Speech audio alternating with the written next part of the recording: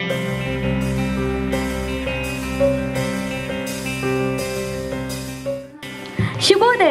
ಎಲ್ಲರಿಗೂ ನಮಸ್ಕಾರ. ನನ್ನ ಹೆಸರು ತನ್ಮಯ್ ಎಸ್ ಚೌಡಿಪುರ ಮತ್ತು ನನ್ನ ಹೆಸರು ದೇವಿಕಾ ರೋಷನ್. ನವೆಂಬರ್ ತಿಂಗಳು ಬಂತೆಂದರೆ ಕರ್ನಾಟಕದಲ್ಲಿ ಎಲ್ಲಿಲ್ಲದ ಸಂಭ್ರಮ.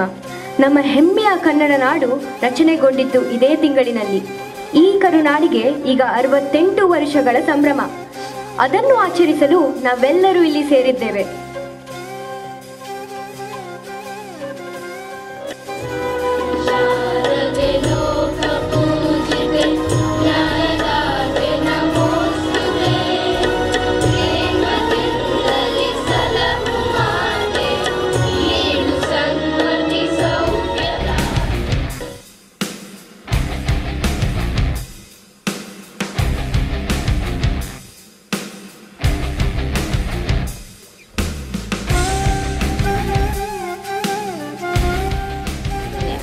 ನಮ್ಮ ಕನ್ನಡ ನಮ್ಮ ಹೆಮ್ಮೆ.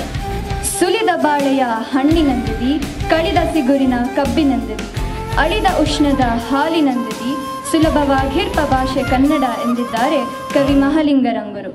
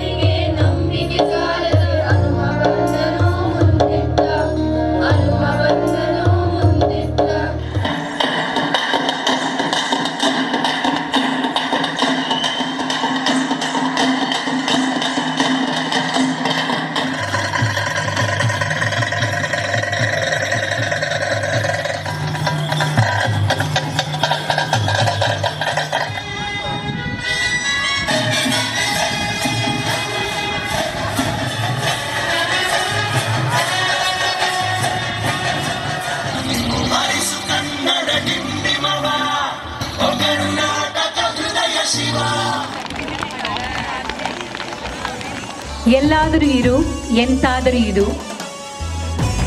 ಎಂದೆಂದಿಗೂ ನೀ ಕನ್ನಡವಾಗಿರು. ಕನ್ನಡವೇ ಸತ್ಯ, ಕನ್ನಡವೇ ನಿತ್ಯ. ಧನ್ಯವಾದ.